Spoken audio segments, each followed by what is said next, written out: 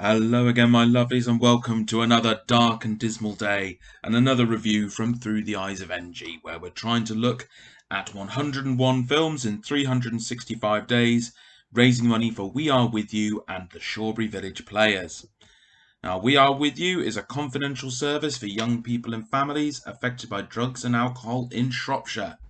Their work includes information, support and advice about drugs and alcohol, one-to-one support, group work, a parent-carer helpline, help to make decisions about lifestyle, links to other services, early intervention, and harm reduction. Now, chances are, if you've known me for any particular length of time, you're probably more than aware of the Shawbury Village Players. We are a community theatre group operating out of, unsurprisingly, Shawbury. We'll put on a bit of anything. We'll put on some murder mysteries, we'll put on some comedies, Shakespeare, whatever you fancy, we're probably more than willing to give it a go. Now, if you have struggled with your mental health in the past, like I have, then you're probably more than aware of the impact it would make if we lost something like the Shawbury Village Players. So, dip your hand in your pockets, we're 27 quid off the target, we are so nearly there. So, throw us a few quid, nominate a film, I'll give it a look. Some will be really good, some will be really bad. Some of them will be painfully disappointing because once upon a time I actually stuck up for them. So,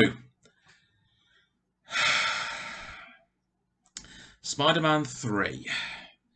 Released in 2007, directed by Sam Raimi, written by Sam Raimi, Ivan Raimi and Alvin Sargent, based on a story by Sam and Ivan Raimi, and based on characters created by Stan Lee. Starring Tobey Maguire as Peter Parker, Kirsten Dunst as Mary Jane Watson, James Franco as Harry Osborn, Topher Grace as Eddie Brock, and Thomas Hayden Church as Flint Marko and the Sandman. Storyline: a strange black entity from another world bonds with Peter Parker and causes inner turmoil as he contends with new villains, temptations, and revenge. Right, let's start with pointing out the obvious. So, we all know that Spider-Man 3 crashed the Sam Raimi-led Spider-Man films and had Sony rebooting with the really quite terrible Amazing Spider-Man films before Marvel got shared custody on poor Peter Parker. We also know, and I know I'll mention it again later, that Sam Raimi didn't want Venom in the film but had his hand forced. And we also know that Tobey Maguire was an absolutely fucking terrible Peter Parker, and Kirsten Dunst had pretty much given up at this point.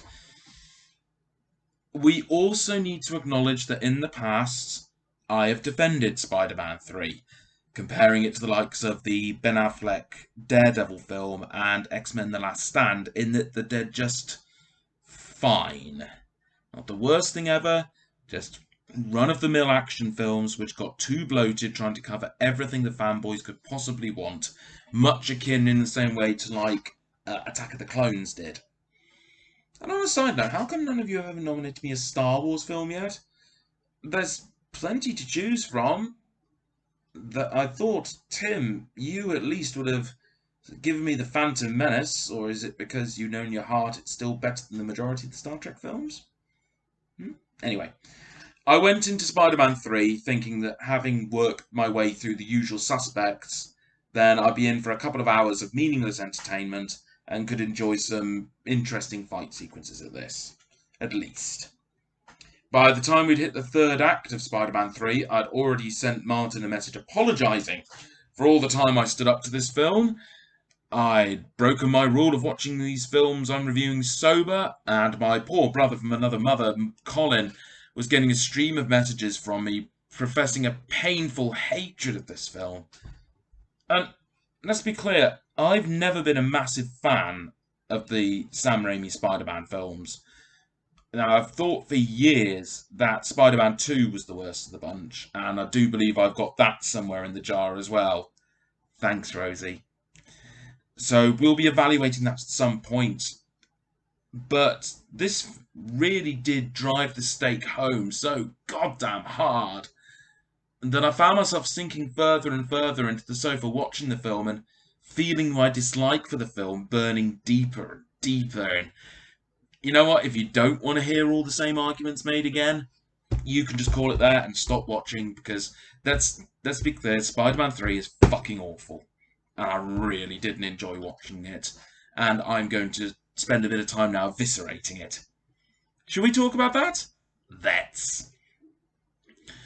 Now, I suppose it's only fair that I look at the things that I was impressed by or in sequences I enjoyed in the film. Now, everyone knows that Sandman finding his form again after he's created in Villain Creating Science Experiment number 3485 is a beautiful thing to watch with a great soundtrack for it. Now, Sam Raimi has never done a pure monster movie referencing the universal horror era that I'm aware of looking through his filmography, and this sequence suggests that he'd be really good at it.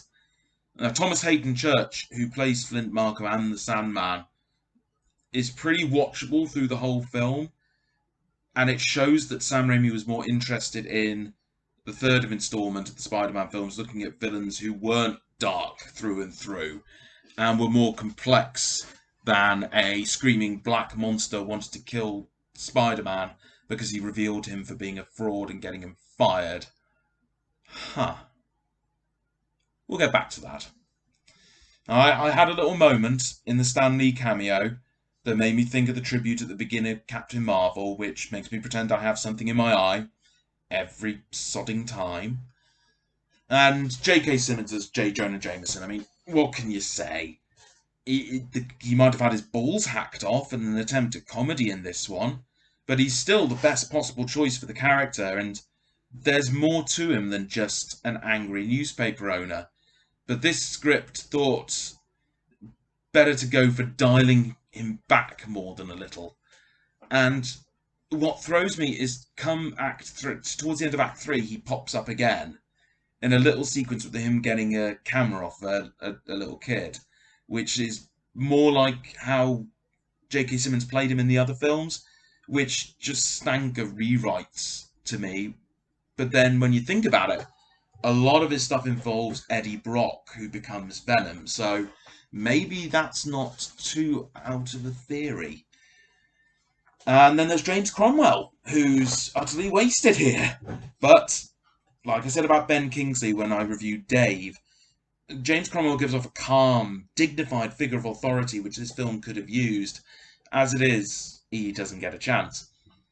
And then there's that poster that came out before the film, which is the shot of Spider-Man in the black suit, sitting on the side of the church.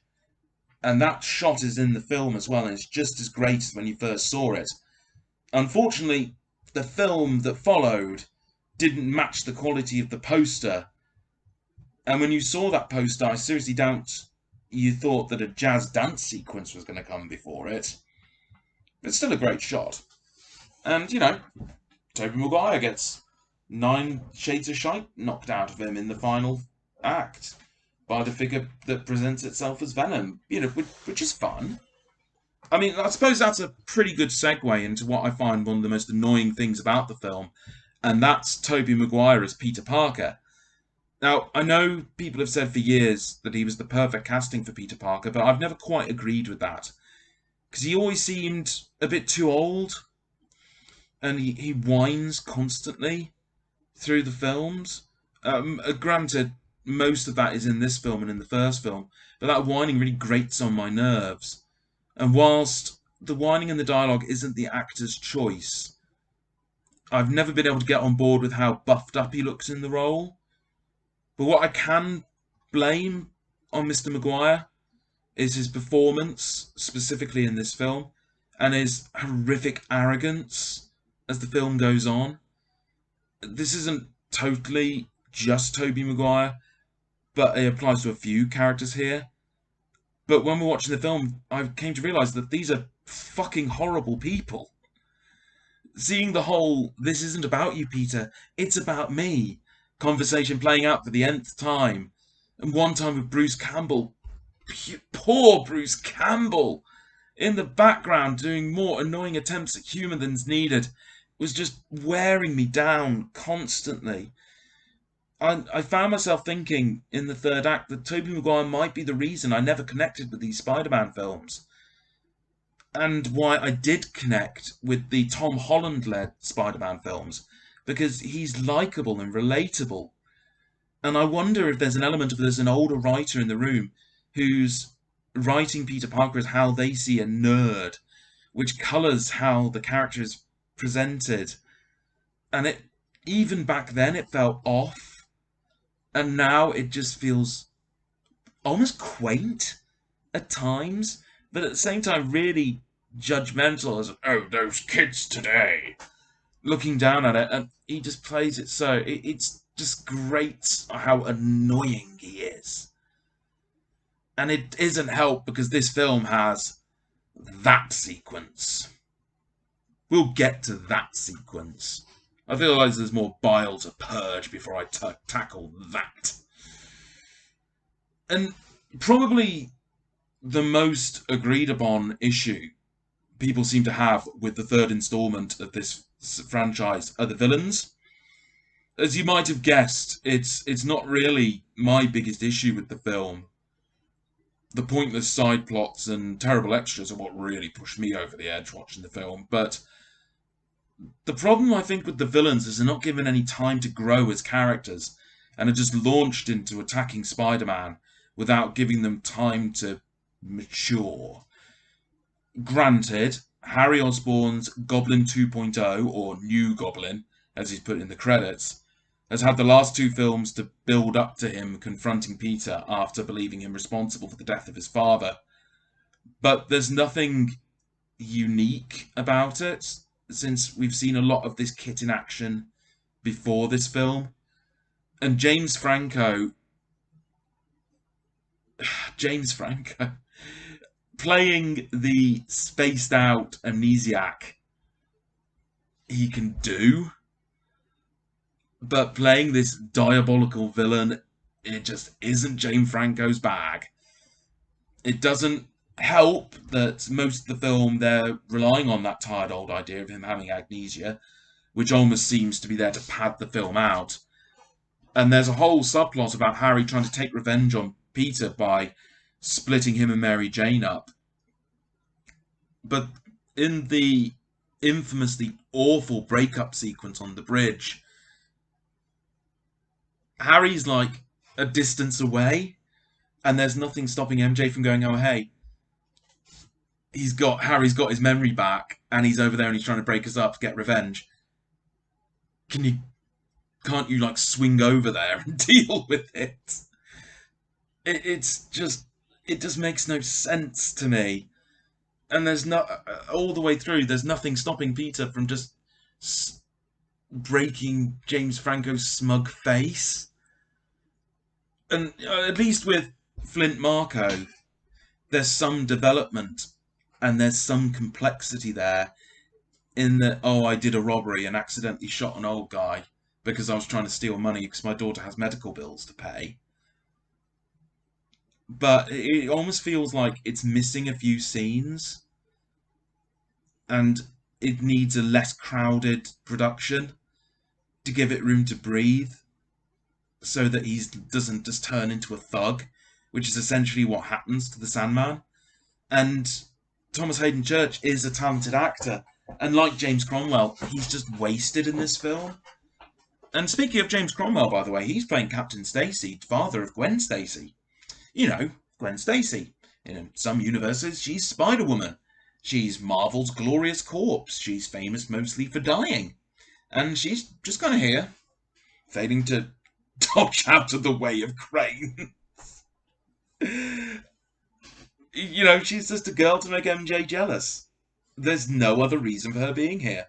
And whilst I'll never begrudge seeing Bryce Dallas Howard on screen, it just adds nothing to the film. She seems to have some chemistry jump out of nowhere with Peter.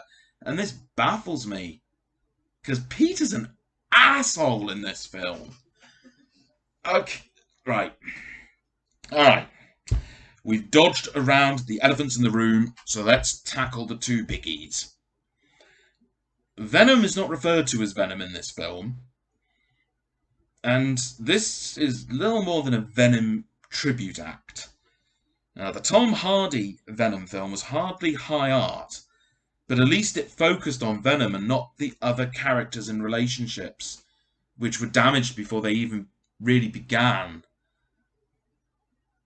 while this alien symbiote storyline in the comics is this really bizarre tale which draws parallels with substance abuse and culminates in a dream sequence where both sides of Peter's personality battle for dominance, here we have a lump of goo coming out of nowhere.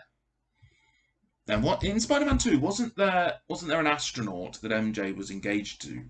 And wouldn't it have made sense for the goo to hitch a lift with him? Maybe that was the original intention. Rather than just a lump of goo landing in the middle of the park and latching onto Peter's motorcycle. If it had come down with the astronaut fiance who MJ left at the altar for Peter, we could have then had this slow, gradual corruption of Peter's moral values. And then instead of dropping onto Eddie Brock, it drops onto the astronaut. And we have who has more reason to dislike Peter than I called you out for being a fraud and got you fired. And what we have here is the goo just kind of latched onto him and turns his suit back. And that's the only bit that's good. Because when Peter turns into emo Peter, the film goes from being full of crap comedy with some interesting visuals to just being just fucking painful to watch. I told myself I'd watch all of the films I'm reviewing, and I'd watch them fully, and I'd watch them sober. But when I was watching Aunt May and Peter have this conversation about how Spider-Man has killed Flint Marko, I actually wound myself muting the TV and going and get myself something to eat. Because Rosemary Harris, the wonderful Rosemary Harris, is terrible in these films, and it's cringe-inducing having to sit through these sequences, and I just hated it. Absolutely hated it. It's common knowledge that Sam Raimi didn't want to include Venom in these films because he didn't like him as a character, and the Eddie Brock storyline is just crowbarred in. Where if we'd had this full film with Sam Raimi using his skills as a horror director to show the Venom story with the astronaut fiance, who had like 2 lines in Spider-Man 2, and I can't even remember his name, then we could have seen this really interesting, visually and thematically interesting corruption of Peter Parker, rather than what we've got. And I know, Martin,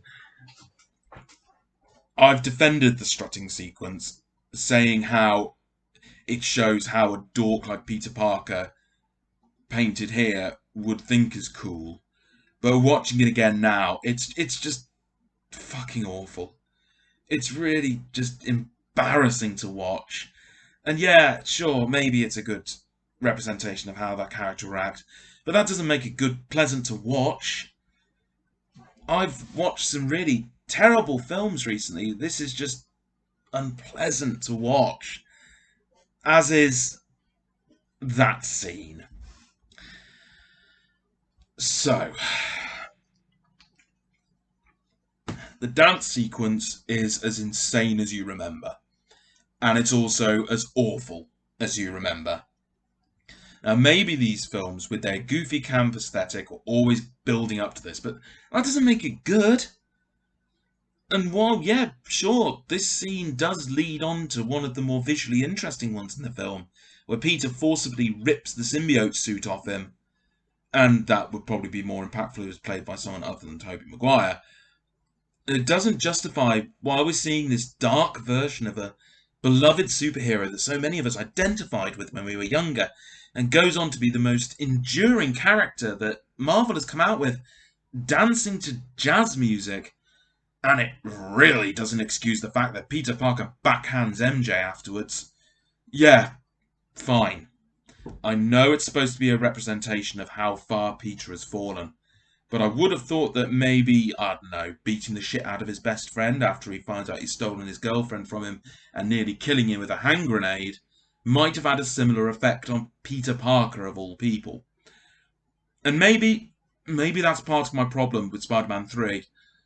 Though when I watch superhero films involving superheroes that I really care about, that have had an effect on me while I was growing up, like, well, my favourite superheroes have always been Captain America and Superman, but I'm aware that's no surprise to most people who know me. When I watch a film involving them, I want to see them be heroes. I don't want to watch them behave like arrogant dicks and don't truly have to deal with the consequences of their actions, other than feeling lonely and having a giant sand monster inflict fatal injuries on them that have no effect seconds later other than ruining their mask. But, maybe this was because it was an era when superheroes were being a little dark, so they wouldn't be the day-glow campy spectacle that was Batman and Robin. Which is maybe why we got X-Men and Daredevil coming out the way they did. And perhaps it wouldn't have bugged me so much watching Spider-Man 3 if the other two films in the series hadn't gone out of their way to be these happy, day-glow campy spectacles. And I know a lot of people complain about the visuals in this film, but I like to remind them of the running across the rooftop sequence in the first Spider-Man. But then just thinking about the comparison and visual effects between the films, I was reminded of what it's like to watch the first Spider-Man. And even back then, these films were really campy, happy-go-lucky films that thought they were replicating Spider-Man's trademark quips with fucking awful extras. And oh my god, the extras in this film. Oh, Jesus, it's awful. Special shout-outs going out to the actress with the English accent at the end, who's just... I don't know if it's supposed to be comedy or being taken seriously. But if it's supposed to be taken seriously, you can't. Because it's just so painful to watch, to con her own words. And, when people are complaining at the newsstand about the fake Spider-Man pictures in the Daily Bugle, they're just dreadful. And these painfully unfunny attempts at comedy mar these films when there's so much interesting visual stuff in them. And, like when I watched Cats, I found myself re-evaluating the crop of superhero films that kicked off the third wave of superhero films coming out. If the first wave was the 70s Superman, the second wave began with Batman and ended with Batman, and then Blade, X-Men and Spider-Man starting the third wave, which is still ongoing today. I mean, I looked at them, thought about it again, and X-Men has its faults, but it still holds up. Blade is just as great as it always was. But maybe none of the Raimi Spider-Man films were ever actually any good. Like many things, there's good things in them. But taken as a whole, I found them painful to sit through. And like several films before this and film and after it in this reviewing process, I find myself resenting the films because I'm having to waste my time watching them.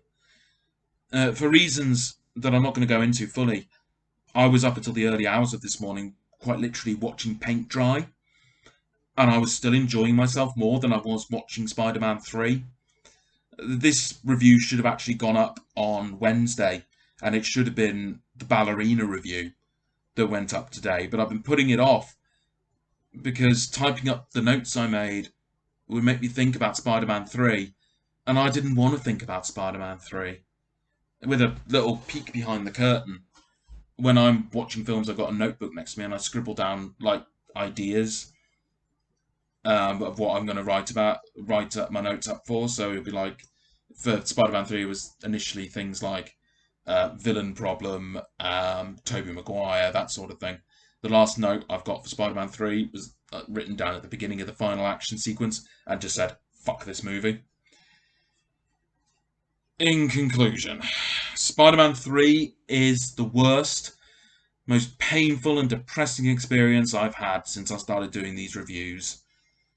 Once, at one point, I would have defended it, but now I accept that I was completely wrong, and Spider-Man 3 is fucking terrible. I've seen it. I think this is going to be the last time I watch it. And to be honest, I know I've got to watch Spider-Man 2 for this review, but after that, if it's as bad as I remember, I'm just going to shovel the whole thing to bed. It doesn't stand up. Maybe they never stood up. Spider-Man films are just starting to be good again, so maybe I'll just tell myself the first time Spider-Man was in a film was in Captain America Civil War, and maybe I'll be happier. And if you're wondering why I'm not seething with anger and ranting and raving like I was with the Leprechaun film.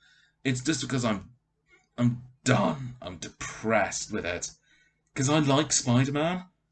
And I love the new Marvel Spider-Man game. I think Tom Holland's a great Spider-Man. I really enjoyed Homecoming and Far From Home. I'm not so much that interested in the next Spider-Man film because for some reason Tobey Maguire's going to be in it, and apparently they think it's the best way to make a Spider-Man film better is to include Tobey fucking Maguire. But then I suspect that's probably because Into the Spider-Verse was insanely popular, and rightfully so. Spider-Man Into the Spider-Verse is the best Spider-Man film. But by including this multiverse idea and including the likes of Dr. Octopus and Andrew Garfield and Tobey Maguire, they're counting on this free media coverage and advertising on the scale that WandaVision is currently getting, plastered everywhere to boost the film. And just on the subject of WandaVision, yeah, it's really good. But I am getting a little tired of this constant stream of fan theories and Easter egg discussion that floods my Facebook whenever I open it. So yeah, that's Spider-Man 3. It's awful. And I fucking hate it. And I never want to ever watch it again. So yeah, hope you're happy with that. And again, to everyone I've defended it to in the past, Martin, yes, I'm aiming this almost directly at you. I am sorry. You were right. Spider-Man 3 is bloody awful. I don't think there's anything else I can say. And if you thought that was a particularly nasty takedown, next time I'm doing Ballerina. And that's even worse. Then after that, it's Death to Smoochie and then Spawn.